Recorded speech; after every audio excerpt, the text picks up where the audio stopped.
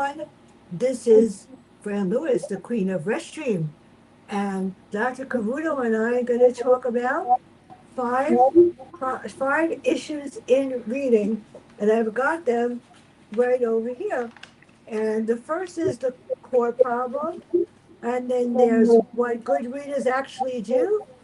Where reading breaks down, I got this memorized, people. And instruction versus evaluation and whatever else we come up with, right? Yep. So the first one you said is core problem, right? I have that definition right here, I hope. A core problem, oh, I got to put the other glasses on. A core problem is reading comprehension, is the instability to construct meaning from text despite potentially having adequate decoding skills. Comprehension deficiency stems from weak language processing, limited vocabulary, poor inference, and a whole lot more. I'll let you take that one, and that is the definitions that I came up with, and I have the rest of them over here. So, how would you define core problem, and how do you deal with that? Yes.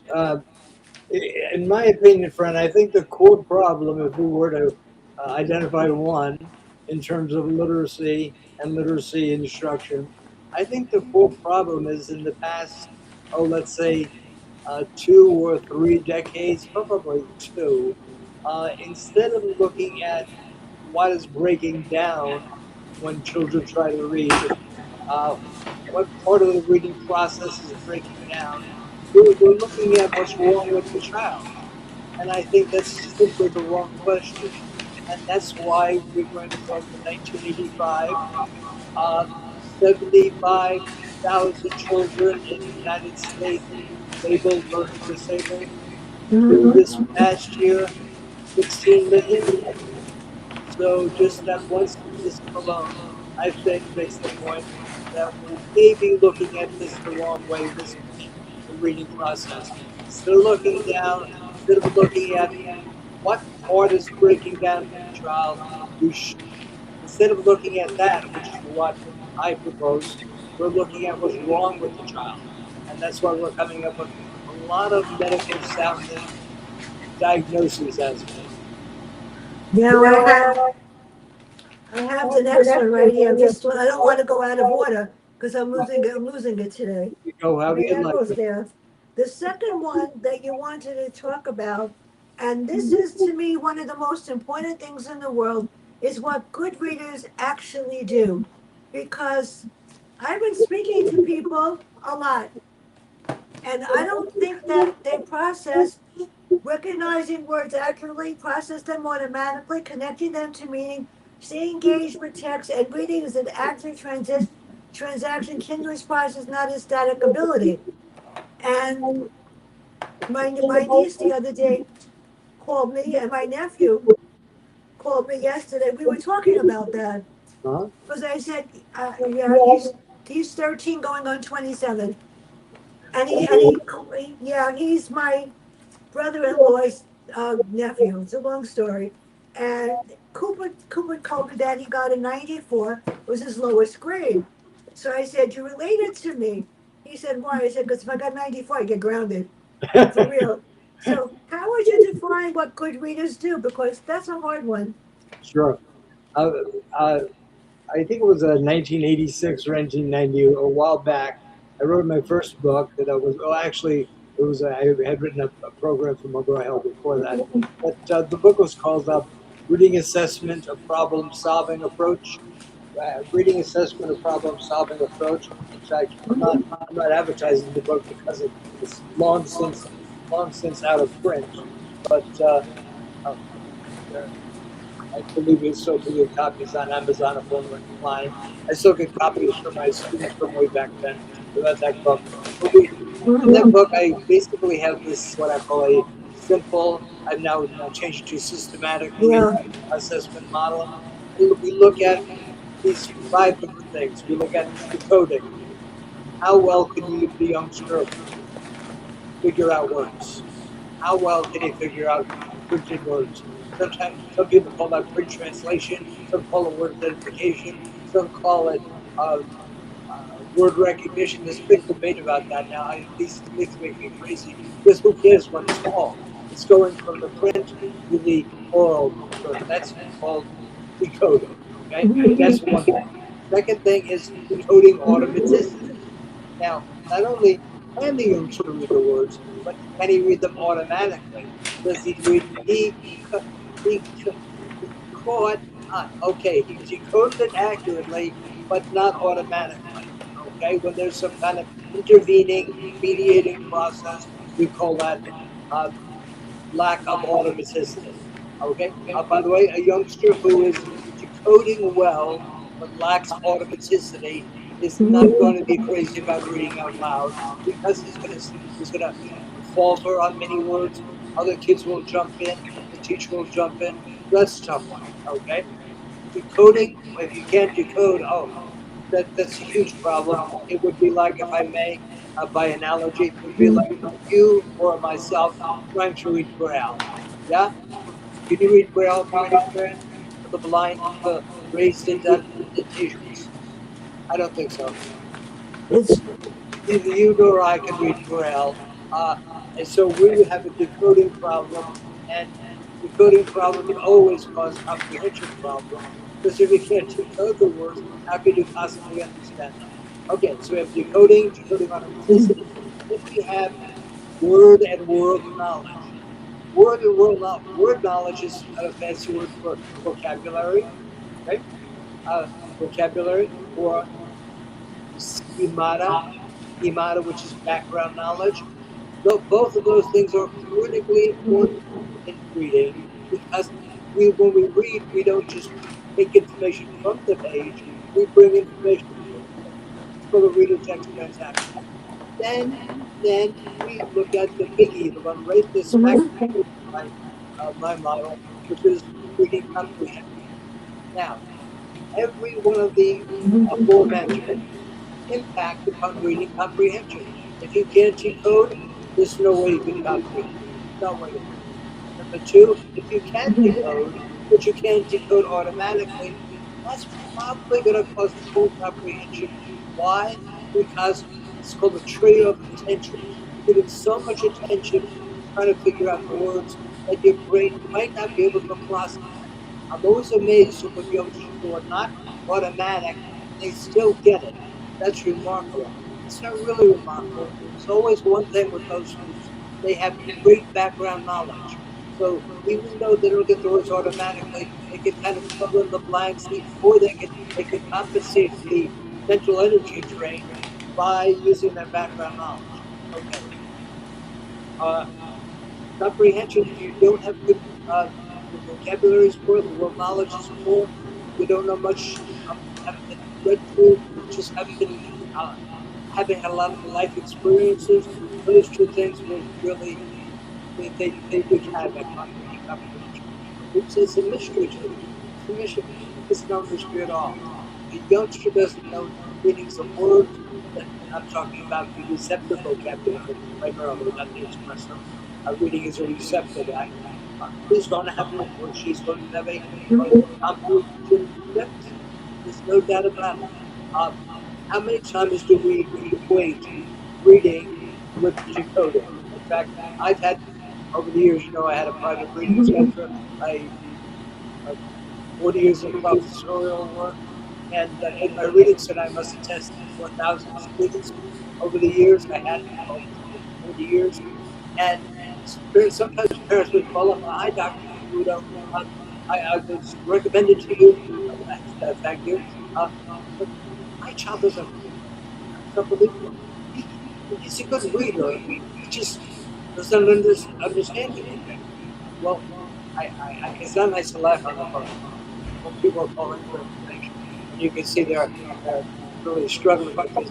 So I sound professional, I think. I say, listen, so basically you're saying the youngster is good at decoding. He's good at decoding, he reads words fine, he might even be fluent, he just doesn't understand. And exactly. Now again, then I talk about having to bring him in so I can do all this, et cetera, et cetera. But To say the youngster is a good reader, teacher doesn't understand anything he reads. If I may, that's an oxymoron. Agree? Reading is all about understanding. But in schools, unfortunately, unintentionally, teachers will sometimes applaud decoding. And there's nothing wrong with that. But the youngster will read a paragraph out loud to the class, second, third grade, and read it fluently, not miss a word, and the teacher will say, beautiful reading, Johnny, Jose, Joe. They shouldn't say that. And I know I'm being picky here, but why should they not say that very simply? Because that gives the reader an idea, the whole class, the idea that my teacher believes that reading is all about sounding good, saying all the words correctly, getting the words correct. That's wrong. That is Yeah. not what reading is all about. So what should the teacher say? In my opinion, it's very simple. Teacher should say, thank you, Joe. Thank you, Jose. Thank you, Johnny. Thank you for thank you for that. Now, tell me about it. Tell me what it said. Huh? By saying that, you're conveying a very important point to the whole class that reading is all about getting meaning. If the youngster says, uh, uh, we really don't know it, right? Then uh, the youngster didn't read it well, didn't comprehend it. You see, reading is all about, as you well know, comprehension. Okay. So shall I stop there? Do you want to ask? Shall I continue with that, or do you want to ask another? It's really sad because a lot of kids that are really smart, they just I know that I review books, unfortunately. And you know what gets me is that I'm really smart. I memorized the book. Yeah. And what gets me is that sometimes some of the authors can be really nasty and they'll ask me questions about the book when I'm supposed to ask the question just to see if I really read it. Yeah. And especially the really famous ones said, why did you choose this? Why did you choose that page? Why did you choose that question? I Yeah. go, well, obviously I had to because I thought it was good. Right. They actually put you on the spot. Right. My little niece, Henley Rose, whenever I get to see her, she reads books at the table in the diner. She won't talk to people. Mhm. And then we'll talk about what she's read. She's really smart.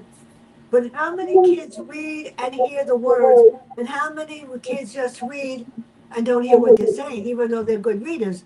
Teachers don't appreciate that, Right. Right. and that's what bothers me. Yes, yes. In fact, I'm sure you used this term in another one of our talks that we've had in the past. That youngster who reads all the words perfectly sounds Yeah, fluent, okay? But when he's done, if the teacher wouldn't congratulate the yeah, beautiful decoding, instead say, just, all right, that was okay, thank you for reading that. Just tell us about what it read in your own words. Uh, and they'll say, "Oh yeah, it was about a baseball game, and this happened, and that happened." Then the teacher can say, "Beautiful reading." See, in the first case, you're applauding what we call word calling. Word calling is simply when a youngster is just calling out the words, but it's not processing the meaning. Yeah, and how do you know that? There's only one. In my view, you I don't even know. have to ask questions. It's not even that complex. All you have to say is, "Tell me about what you read." Retelling is a great comprehension assessment. Actually, much better than specific questions. Because if you ask specific questions, the youngster might not know one or two, but he knows a whole bunch that you just didn't ask. Okay? So, uh, again, in my model, we constantly look to see where is there a minus or a plus. It's the kind of Venn diagram model. And if the youngster, let's take a hypothetical youngster, uh, Jose or Jill, and the youngster can, I give him a decoding test, I give her a decoding test, and their grade comes out fifth grade level. Now, fifth grade level, third grade, that's exactly what you'd like. You always want to have a 1 year cushion in decoding.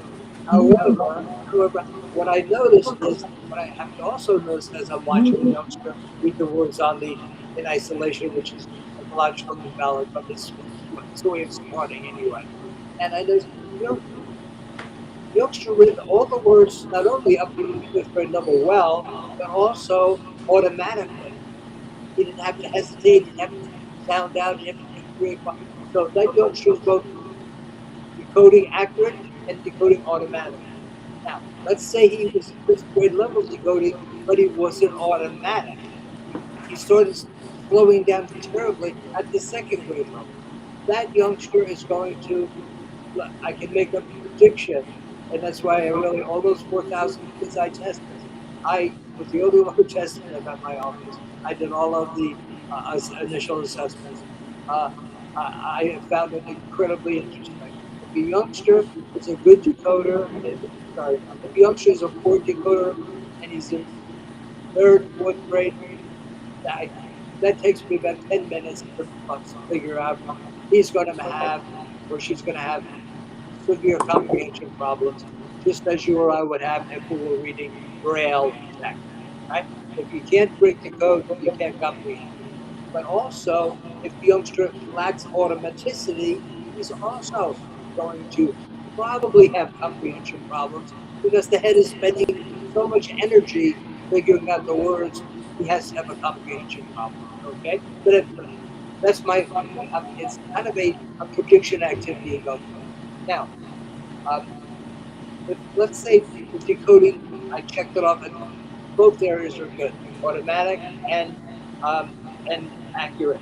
Then I look at the vocabulary, and without vocabulary, the background knowledge is way below where it should be, or significant way below how you stated. If that those two areas, they one predicts the other. Uh, um, Receptive vocabulary and the schemato correlate incredibly Oh, it's well. good. The youngster has really poor scores in those areas. Again, he's going to have comprehension problems. There's no doubt about it. Will I test for that? Of course, but I've already predicted it. I know. Are my predictions sometimes wrong? Without sounding terribly self-serving, not too much. But if I'm wrong, I'll look back to see what happened. Now, let's say, if I may, let's say the youngster is a good decoder, accurate. Let's say he's automatic. Let's say his world knowledge of the world. Do a verbal IQ test, we get that. If you body vocabulary test, it's great to do that. And so I'm checking off all the boxes. Then I give him a reading comprehension test. I don't do the number two pencil test, right? You know that, right? I have the youngster read a paragraph silently. Then I also time him, he doesn't know it.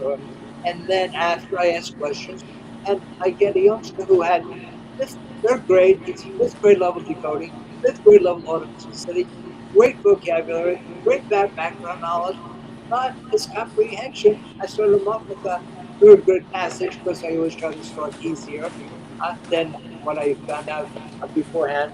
And the youngster uh, is just about getting through the third grade passage in terms of the comprehension.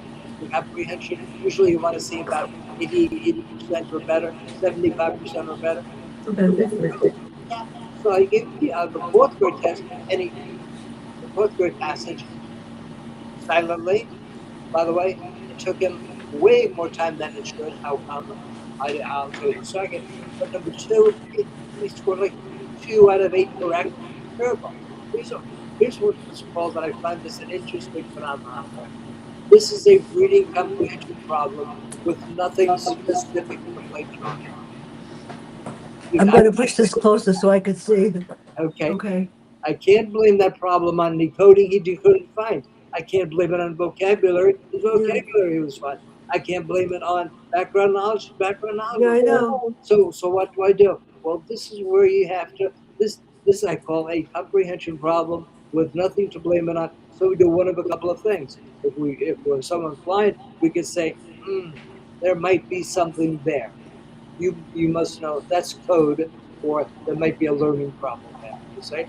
Number two, in my view, this is where I really love the teachers have more credits in the teaching of reading, because I know what's happening with that youngster. I know exactly what's happening. I can see inside his head. That youngster is not engaging in what's called meta comprehension strategies. We got two big ones more to do. Well, he's not doing those things he should be doing in his head. He's not Yeah, self-monitoring himself as he reads. He's not making mental pictures. He's not predicting. Uh, all of those things that you do, Fran, naturally when you read the thousands of books that you have read. Okay, you are engaging in metacom strategies. Now, how do I know this for sure? I don't. But what we do is when we start teaching this youngster, we're going to teach these active processing strategies called meta comprehension strategies. And guess what? Little by little, the youngster starts getting better and better at comprehension. Reading comprehension is an active, aggressive process. that's right. And as I said, that's the one that's most often diagnosed. The problem is that the teachers aren't trained to do anything other than sometimes use the book and just follow the guidelines, and they don't know. So, Yeah, but this is the one. The next one, we have two more. The sure. next one bothers me the most.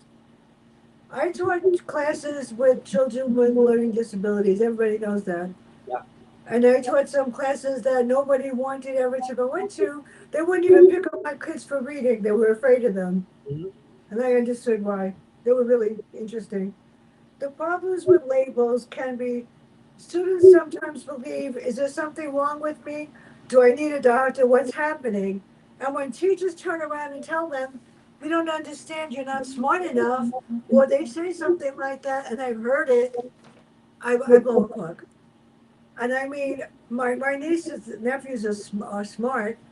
I mean, A students, but not everybody is an A student. My nephew's autistic and he reads fine. He's very good.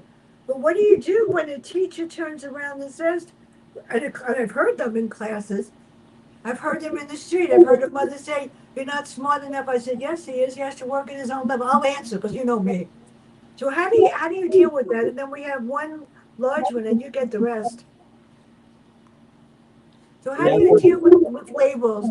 Why is it wrong to say to a child, you can't do this? And why does a child say to you, I'm not smart enough to do it, so I'm not going to read? Yeah. Excellent questions, Brennan. In fact, if I were to say, is there a question about literacy Yeah, of the yeah, half century? That's the one. That's yeah. so important. We've all heard of the term self-fulfilling prophecy. A self-fulfilling prophecy is nothing more than if somebody tells an individual, let's say, just for discussion's sake, because we're discussing for the most part children here, when it comes to adults. When someone tells that youngster they're not smart enough, when someone tells that youngster, we think this really, well, I think you might have a learning problem. And if then he's taken out of the classroom, goes to the resource room, or actually takes it out of the classroom and goes self-contained, where he's in now his whole education life changes. Instead of being Joey the third grader, he's now Joey the LD child. Right? There's a self-fulfilling prophecy that comes with that. The youngster all of a sudden doesn't see himself as he did before as, okay, I'm not great at reading, but I'm pretty good at math. He really sees himself as not at all able. And when you think you're dumb, when you think you're stupid, or they don't understand especially younger kids, they don't understand the quasi medical diagnoses that we come up with. Not the two of us, but uh, dyslexia, dyspraxia. Uh, do you remember the central auditory processing problem, Fred? CAP, central auditory processing difficulty, CAPD. That was popular about 10 years ago. All of a sudden, this came out of the blue. Mm, You may have a central auditory processing. I had a speech pathologist tell me that. And I said to her, really? She said, yeah, I work on it all the time. He insurance covers it. I said, ah. I said, can you tell me what that means? So he said, mhm, come on, George, you know what that means. You're a PhD. I said, I do. But I'm a little embarrassed because I don't know what essential auditory processing difficulty is. She was like, well, it's like processing when you have difficulty processing auditorily. I said, yeah. I said, what I'm having trouble with is when youngsters read, if they read silently, there's no auditory involved, huh? Other than the internal or sorry, they have a voice in their head, maybe. Good readers don't even hear their voice in their head, they're just going right to meaning. So, the essential learning process is difficulty. I heard so many kids came into my office with that Yeah. diagnosis, and I was always befuddled because I had no clue. And I said to her, when she said, well, it means you have difficulty processing. That's a circumlocution. When you define the word by the word, that's not defining it. Fran, it was totally bogus. It was totally bogus. In fact, you will not hear it even discussed anymore. So what happened to all those kids who were labeled having essential auditory processing difficulty? Okay? What happened to all of those kids? Well, they all, to this day, I'm sure they think there's something wrong with them. That's why I have a problem with it. Okay?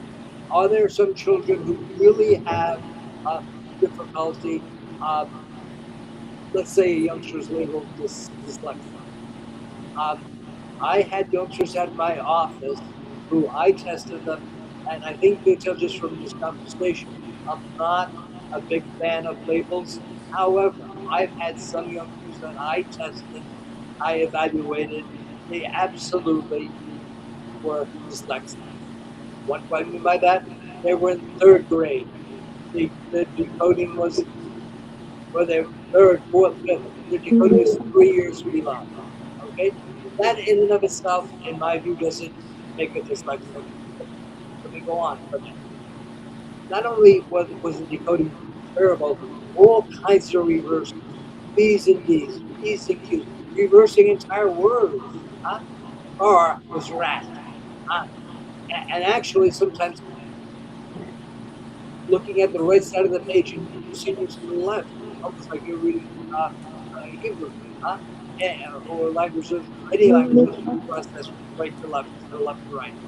That youngster, and then I gave a youngster a test where he had to go with Bender. We had to draw figures. The figures were turned upside down. Brent, as much as I don't like the label, that youngster has dyslexia.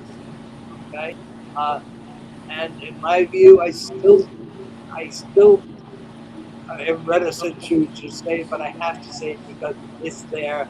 And I recently, you might find this interesting, now with a woman, lovely woman, incredibly bright, who told me, Dr. Cavuto, and not in my office, which I retired from, uh, but after 40 years.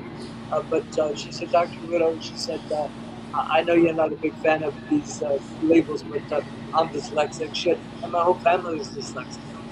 I said, really? I said, no. I said, who made that diagnosis without a child It, development centers at hospitals and they diagnose me. I know it. I didn't know. I said, yeah, self evaluations are not good evaluations in my view. But I said, well, Cupido, can you just do something for me? I said, sure. Can you just recite like a few lines of a poem that you like?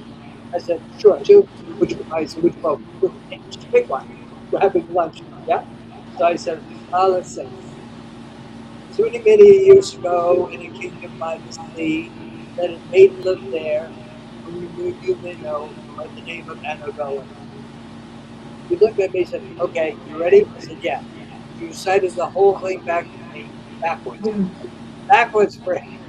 And she said, would you like me to spell it all backwards? Right, that is unbelievable. Okay, on a scale of 1 to 10, okay, that's a 15. All right. Somehow she managed to, because she's a lover of language and lover of books, somehow she managed to suffer through and be able to become somewhat of a reader. But I'm not denying the existence of these labels. What I'm saying is we're doing them too. We're giving them out like we're giving out, I don't know, uh, candy. Uh, and the problem is also the system, as you well know. The youngster doesn't get the label, he doesn't get the accommodation. If he doesn't get the accommodation, they can't have things read to him or her. And he can't have things read to him or her. And one youngster in third grade, including in the first grade level, is in deep doo doo. So again, the whole system uh, really pushes towards labeling, and I think that's counterproductive. I really think it's counterproductive. I've had children who came in. In fact, my mailman was bringing me mail the other day, and he, I, we, for some reason we changed mailman, mail people a lot, and he said I was standing at the door, so I walked out to meet him, and he said, handed me my mail. He said, "Are you Doctor Cavuto?" He said, "No." One of the letters says, I said, "I am." He said, "Are you a real doctor?" I said, "No," because I know what he meant, right? So he said, uh, "PhD." I said, "Very good. That's exactly my time. I have a PhD in." He said, "Hold on, don't tell me. Um, I, tell me your area of specialty." I said, "It's reading, really with an emphasis on psycholinguistics." He said, "Oh my God, you're a reading expert?" I said, "I am." He said, "I'm dyslexic." I said, "You are?" He said, "Yeah." I said, "Who made that assessment that you're dyslexic?" He said, "I did." He said, "I did." I said, "You made it yourself?" He said, "Yeah." I said, "Let me ask you one question, John." I said, "John, how come if you're dyslexic, my mail, because I'm about 34 hemlock, how come my mail doesn't go to 43? Bring me to the right address." He went, uh, I'm not always. I'm not always. I guess he's sometimes dyslexic. Whatever. I don't mean to make light of this. I'm just saying, I do think we are over labeling. Those labels become self Yeah. inflicted harms. If someone tells you you've got something wrong with you, you've got something wrong. Well, before I forget, because they'll kill me if I forget. Unfortunately, due to the power outages on Monday, Mm-hmm. there was no power in this room, there Mm-hmm. was no restroom, and there was a very unhappy author. So on Monday, this is going to be interesting. Mike Cameron's going to be here with JB People's lottery ticket. How far would you go for $40 million? He paid 50 cents back that time for a lottery ticket, and his boss absconded with it, and he went to find him because he wanted part of the money. It was scary. On the next day, I had to make up the one from last week, Goodbye Demons, and this one you'll appreciate. The author wrote about two girls in the Peace Corps that set up a reading program for children that had nothing it's not even poor homes, migrant homes, living in the street, living whatever. They set up it's excellent. Now on the 25th, the number one author in the world, Stephen Manchester, with the Ledger, the inside dope about what really goes on in prisons, and if you're afraid, don't read it. Yeah. And on the 29th, Dick Belsky vanishes, and this gets me the best. On August 10th, the number one romance novel in the world that does Verolian Isles, Tess Gerritsen, will grace me with her presence. And on the 24th, the number one interior designer in the world, Howard Wiggins. And that's just some. And in September, the producer of the Late Night with Stephen Colbert. Don't ask me how. That's So that's an incredible lineup, friend. I'm humbled to be on with you. yeah, I'm like unbelievable. And here's the last one that we have to do. This is the most important one. Instruction versus explanation. Now, I have my person that does my nails, I won't say her name, cannot read that well. And she complains that she can't read. I said, you can't read because you don't want to. And you don't have to read a book, you can read a magazine. I can give you my new book that's coming out next month also. And if you're brave to read it. No, I don't like to read. I like to cook. I said, that's fine. Why don't you read some recipes and write them? It's discouraging because she's not a kid. And a lot of kids, yet my students, all of them they're older than me. They're in their 60s, half of them, and 50s because I started when I was 10. And they're all amazing doctors, lawyers, advocates, everything, and they remind me every single day that I tortured them, and it makes me happy. So this is the last one. This is the hardest one: instruction versus explanation. Because sometimes people don't instruct; they just tell. So how does those are the last two, and then you get. I have it over here. You get the last two by yourself, and you said you wanted the last two by yourself. Okay, so how would you explain instruction versus explanation? Yeah. The I think the best way to explain it is that we need to, if I may, we need to drastically, significantly increase the number of credits that elementary school teachers are required to take in order to be certified. Same thing with special ed teachers at the elementary and secondary levels. Same thing with administrators. We need to increase the number of courses they take. I don't know if you, I know you know, but your listeners may not know. To be a certified elementary school teacher in New York, you need 6 credits in the teaching of reading. So with 6 credits in the teaching of reading, I'm sorry, but 6 credits does not know anything for you. So I'm, I'm starting with this as a kind of a segue into your question about explanation. Uh, you can't explain a problem to a parent or to a child if you don't have an in-depth understanding of process. You have to have an in-depth understanding of process. That's why when you interview all of those wonderful best-selling authors and experts in different fields, that's why you interview them so well, if I may, without sounding patronizing, because you read their books and you have an in-depth knowledge of what's going on. That's why you can ask them detailed questions. But if you don't have an in-depth knowledge of reading, you end up, in some cases, not all, but you end up explaining things away by giving a label, by saying he's got this, he's got that. And that's unfortunate. Uh, Again, explaining, I'm going to explain things by doing a little, if I may, short vignette. Fran comes into my office with the youngster. Uh, I already talked to her on the phone. Dr. Cavuto, my child has severe difficulty um, in reading, and nobody's been able to figure out the problem, and they're thinking of putting him in special education. So I test him. I'm listening to James, name. This is James. So I check his decoding Fran, and he's in 5th grade. He's decoding his 2nd grade level. His decoding automaticity is 1st grade level. This is a youngster who, quite honestly, and now what I'm doing is I'm explaining uh, exactly what happened with this young man in terms of my evaluation. So that was the decoding test. And by the way, at that point, the youngster stopped making eye contact. Uh, it was interesting. Before that, when I was chatting with him, what kinds he likes, what kinds of hobbies and what kinds of things he does and he likes. Uh, when I asked him about school, what was your favorite subject? He said gym. And what's your worst subject? Reading. And then he looked around like, what do you think I'm doing? But then after that decoding test ran, there wasn't too much I had to determine because I knew his reading comprehension was kind of not going to be good because he couldn't read the words. Uh, but I give him a That's the listening, hardest thing. yeah, but I give him a listening comprehension test. And in the listening comprehension test, he scored 5th grade level. So he That's what scored on mine is grade level. too. Listening comprehension is a wonderful test of reading potential.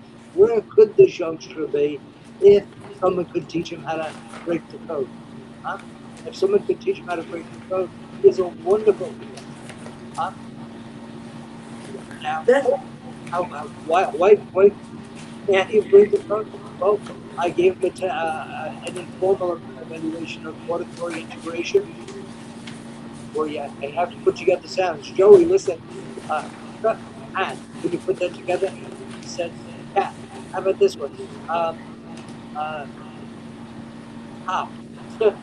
Hop. Can you put those together? Hop. How about this last one? R N Ger. He said, comment. Friend, this youngster who can auditorily integrate that well should be a piece of cake to teach to read. Problem is, that's the problem. But we're going to teach him to read by giving him one-to-one instruction by a teacher who's an expert in reading, who has more than the 6 credits. And if I may, for all the teachers listening, I am not at all casting aspersions uh, on you and your lack of ability. I'm casting aspersions on the system that only requires you to have 6 credits. And I am absolutely certain that you're all well intentioned, otherwise, you wouldn't have gone into education. But the point is, you have to have an in depth knowledge of reading to help a youngster like that who is 2, 3, 4 years below reading, below level reading. Without, by the way, easy way to deal with that is slap a label on. Slap a label on. Because when you slap the label on, then he doesn't have to read. His IEP says that everything can be read to him. And then into classes, things are read to him. He gets a push unlimited time. Those labels are, in my view, counterproductive, unless absolutely necessary. Over 40 years I've had this center, we've had many youngsters who were able to get jobs, and this will be my last statement because we're probably running over. But the reason we're able to get them up is simple. Number one, they were tutored by teachers who had master's degrees in reading at my office, who many of whom I trained at great students in my class, you being one of them way back when. And secondly, we had the privilege of working one to one with them. And most teachers don't have that. Even in resource rooms, even self-contained, they don't get to work one-to-one. Usually, they have 2 or 3 aides working with them. And if they get to work, they have 8 kids. And if you get to work one-to-one, it might be for 10, 15, 20 minutes, but not for a significant amount. So the one-to-one and an expert teacher, that that is how I would explain how to fix really significant reading problems. And is it doable? Oh yeah, it most certainly is. It's very doable. What's the last thing you want to do? The last thing you want to do is slap a label on them and say, from now on, everything can be read to you. Because that takes away the motivation to read. And as a wiser person than myself said, no one ever got good at reading by not reading. That was Frank Smith, and also he's a That's hard. No, I have one more, sure. and then don't ask, but I have to go next. Okay, this is so true because teachers don't understand that if the children are that they don't hear it, they don't want to know.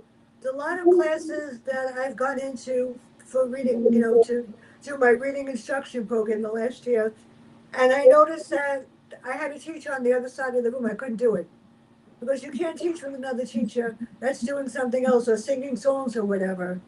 And the kids were upset because they actually loved when I came. Now, my students, like I said, are on Facebook. They're all outstanding readers because I make sure they still read. But reading improves through engagement in the process.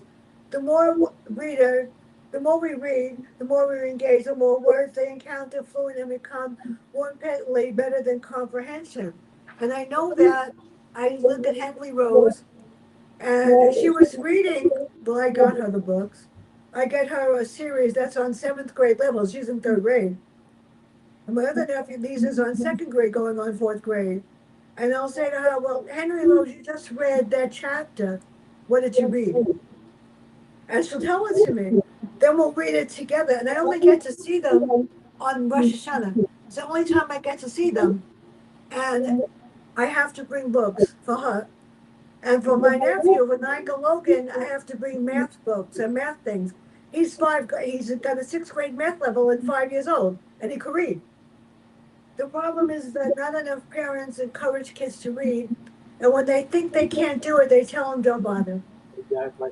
And Exactly. that bothers me because my mother made me read when I was 2 because of my aunt, and the fact that I was smart, bothered everybody also. But to me, reading is power, and I'm upset because the post office hasn't brought my titles. And I finished like 3 yesterday, even though I didn't want to read. And and I'm getting all the New York Times ones that are not out yet. And the post office, for some reason, isn't bringing them, and that's not good because the publishers are saying they're sending. And yeah, I just finished. Jane Ann Krantz Enter the Nightmare was interesting. Paranormal. And I finished The Vanishes, which is also paranormal and about a guy that's allowed to go kill people and has no remorse. So reading is power. So how would you define the last question? Reading improves through engagement. So it doesn't matter what you read as long as they read. Yeah, yeah, And I mean, my mother used to say to me, read Little Women, read this, read um, a series by Beverly Cleary. Go like, Mom, I would rather read the classics. You know, I read To Kill a Mockingbird when I was 10. I read Walter Harwood, then I did it with my class and got in trouble. But what's wrong with reading what you like? yeah. Absolutely not. Not only is there nothing wrong with it, but that's Yeah, exactly what we should be doing. We should be feeding into their interests, right, yeah, Fred? We all like to read that which we like. But may I, as my probably my last statement because we're running out of time, but there's something called the Matthew effect in reading, and Keith Stanovich at Stanford came up with coining that phrase, the Matthew effect in reading, from the book of Matthew, all right, from the book of Matthew, and basically this is the Matthew effect in reading. Children who are good at reading like to read. Because they like to read, they read. Because they read, they get better at it. Because they get better at it, they read yeah, more. Because they read more, huh? They get even better at it. Now let's take the opposite. This is what we're talking about mostly with struggling readers. Struggling readers, because they have difficulty, they don't like to read. Because they don't like to read, they don't read. Because they don't read, they get even worse at it. Because they get even worse at it, they really dislike reading. It's a vicious cycle. Kind of like most things in life. The rich get richer and the poor get poorer. That's the actual uh, uh, not exact translation of the biblical verse of the Matthew from the book of Matthew.